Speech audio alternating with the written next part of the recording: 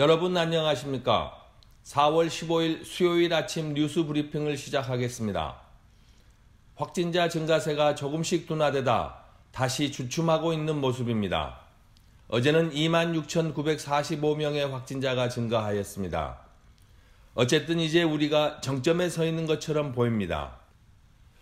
오늘 새벽에 올라온 관련 통계를 살펴보겠습니다. 미국 내 확진자 수가 61만 3,886명, 사망자는 26,047명을 기록했습니다.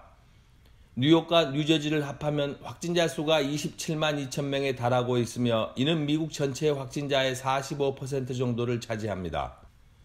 다른 주에서도 계속 증가하고 있으며 확진자 수가 15,000명을 넘는 주는 텍사스를 포함하여 10개 주에 이릅니다. 다음 소식입니다. 뉴욕주 쿠오모 지사는 어제 기자회견을 통해 코로나 바이러스 위기가 정치와 당략에 이용돼서는 안 된다고 밝혔습니다. 쿠오모 지사는 트럼프 대통령이 각 주의 경제활동 재개 권한이 대통령에게 있다고 발언한 데 대해 반발하면서도 트럼프 대통령과 싸우고 싶지 않다는 의사를 분명히 하였습니다. 전날 쿠오모 지사는 동북부 지역 주지사들과 공조하여 경제활동 재개에 관한 논의를 시작하겠다고 발표하였으며 트럼프 대통령은 경제활동 재개는 대통령의 권한이라고 반박한 바 있습니다. 트럼프 대통령은 이어 트위터를 통해 동북부 주지사들의 집단 행동은 유행에 뒤처진 항명에 불과하고 7개 주지사 중 6개 주지사가 민주당 출신이라고 비난했습니다. 쿠오모 지사는 우리에게 왕은 없다. 다만 헌법과 선출된 대통령만이 있을 뿐이다 라고 강력한 발언을 하면서도 나는 대통령에게 전면적인 동반자 관계와 협력을 요청해왔다. 대통령이 싸움을 원해도 나는 싸우지 않을 것이다. 우리 앞에 진짜 도전이 기다리고 있기 때문이다 라고 덧붙였습니다. 이날 그의 기자회견은 대통령에 대한 적개심을 드러내면서도 화해의 제스처를 보이는 등 아슬아슬한 기조를 유지하였습니다. 다음 소식입니다. 트럼프 대통령은 뉴욕주를 포함한 동북부 지역 주지사들의 집단 행동에 대하여 노골적인 비난을 이어나갔습니다. 트럼프 대통령은 오늘 백악관 브리핑에서 쿠오모 지사를 향해 매일 매시간 전화를 걸어 애걸해놓고 이제 와서 독립을 원하는 것 같다. 하지만 그런 일은 일어나지 않을 것이다 라고 응수했습니다.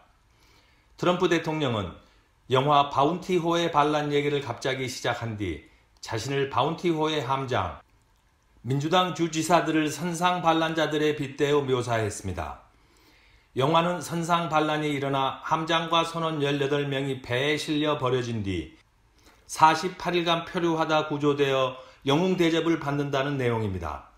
현재의 갈등 구도에서 결국 주지사들이 필요로 하는 것을 줄 수 있는 사람은 자신이며 자신이 최후 승자가 될 것이라는 메시지를 보내고 있는 것으로 보입니다. 한편 전날 캘리포니아, 워싱턴, 오레곤 등 서부 연안의 3개 주의 지사들이 미 동북부 7개 주와 행동을 같이 하겠다고 밝히면서 경제활동 재개에 대해 연방정부와 주정부 간의 정면 충돌이 빚어지고 있는 양상입니다.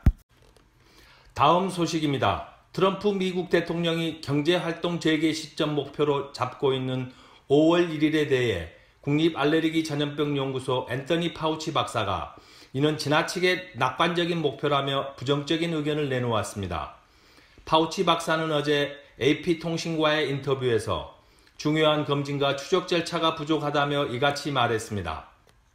파우치 박사는 우리에게 효율적이고 신뢰할 수 있는 근거가 있어야 한다며 우리는 아직 그에 못 미치고 있다고 부언했습니다. 다음 소식입니다. SBA는 스몰 비즈니스를 지원하기 위하여 마련된 이코노믹 인저리 디제스터 론 프로그램에 지원한 신청자들에게 이메일을 발송, 향후 절차에 대해 공지하고 있습니다. SBA는 지난 3월 29일부터 신청을 접수하기 시작했으나 신청자가 폭주하여 서버가 다운되어 프로그램 진행이 중단된 바 있습니다. 지난 3월 27일 하원을 통과한 케어스 액트에는 스몰 비즈니스 오너가 이 프로그램에 신청하면 3일 이내에 $10,000까지 선지급하도록 되어 있으며 이 선지급금은 상환 의무가 없는 것으로 규정되어 있습니다. 하지만 이번 SBA 공지문에 의하면 종업원 1인당 $1,000로 한정하며 종업원의 수는 코로나 사태 이전에 보고한 페이롤 텍스에 의한다고 합니다. 예를 들면 지난 1월에 5명의 종업원을 고용하였으면 $5,000가 선 지급되는 것입니다. 이처럼 지급 규모가 줄어든 것은 예상보다 신청자가 너무 많아 부족한 재원 때문인 것으로 추정됩니다. 한편 SBA는 조만간 이 선 지급금을 은행 구자로 입금할 예정이라고 합니다. 요즘 신종 코로나 바이러스가 민주주의를 위협하고 있다는 미 주류 언론의 보도를 자주 접하게 됩니다. 뉴욕 타임스는 세계 곳곳에서 바이러스 감염의 확산을 명분으로 새로운 권력들이 탄생하고 있다고 4월 1일 보도한 바 있습니다. 또한 워싱턴 포스트도 사회적 거리두기라는 이름으로 인간의 기본권이 제한되거나 정지되고 있다고 4월 12일 보도하였습니다. 올바른 지적이라고 생각합니다. 현대 민주주의 제도에서 시민의 인권을 함부로 제한할 수는 없기 때문입니다. 인류가 어렵게 축적해온 민주주의라는 소중한 가치를 지키기 위하여 이러한 지적들이 나오고 있는 것 같습니다. 하지만 여기서 우리는 한 가지 의문을 갖게 됩니다. 그것은 공고하게 정립된 제도나 가치가 새롭게 대두된 사회 현상 앞에서 아무런 수정 없이 유지될 수 있는가입니다. 인간의 천부적 기본권에 대한 자각은 몽테스퀴에를 중심으로 프랑스에서 시작되어 미국의 독립과 프랑스 혁명을 거치면서 지금까지 민주주의를 정의하는 대표적인 원리로 자리 잡게 되었습니다. 하지만 미국의 독립선언문에서 인간의 기본권을 선언한 이래 그 내용면에서는 상당한 수정이 이루어져 왔으며 지금도 계속해서 수정이 되고 있는 것이 현실입니다. 인간의 기본권 중에는 서로 충돌되는 것들이 있습니다. 미국의 노예 해방이 있기 전에는 노예 소유주의 재산권과 노예의 기본권이 상호 충돌되었지만 미국 남부의 법은 노예 소유주의 재산권만 인정하여 노예 소유주는 노예의 생사 여탈권까지 갖고 있었습니다. 지금은 지구상의 모든 국가가 노예 제도를 인정하지 않습니다. 이제 누가 이것을 재산권 침해라고 주장할 수 있을까요? 현재 진행되고 있는 논의도 있습니다. 바로 흡연권과 혐오권입니다. 불과 몇 년 전까지만 해도 저는 근처 스포츠바에서 좋아하는 에일 맥주를 마시며 담배 한 대 피우는 것이 낙이었습니다. 지금은 제가 거주하는 곳의 지방정부가 이를 금지하고 있기 때문에 이마저도 포기하고 있습니다. 간접 흡연을 원치 않는 사람들의 권리를 보호하기 위해서 정부가 취한 조치입니다. 저도 흡연자이지만 이 때문에 제 기본권이 제한받고 있다 생각하지 않습니다.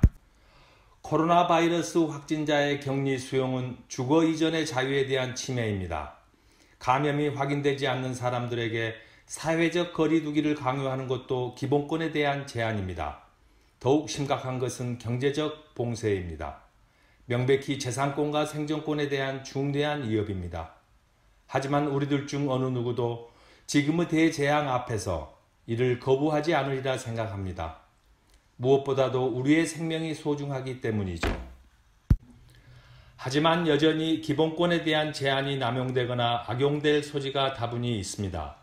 갑자기 닥친 코로나 바이러스로 인해 창출관에 내려진 정부의 조치이기 때문입니다. 따라서 많은 부작용도 있으리라 봅니다. 지금이라도 사회적 논의를 시작해야 할 것 같습니다.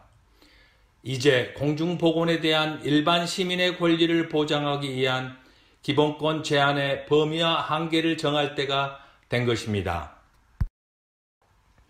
뉴스 브리핑을 녹음하는 이 시간 한국은 국회의원 선거가 치루어지고 있습니다. 조국 대한민국에서 훌륭한 국회의원들이 선출되어 이 위기를 슬기롭게 대처해 나가리라 기대해 봅니다. 외출할 때는 반드시 마스크를 착용하고 사회적 거리두기를 실천해야 합니다. 힘들지만 함께 이겨냅시다. 지금까지 4월 15일 수요일 아침 뉴스 브리핑이었습니다. 감사합니다.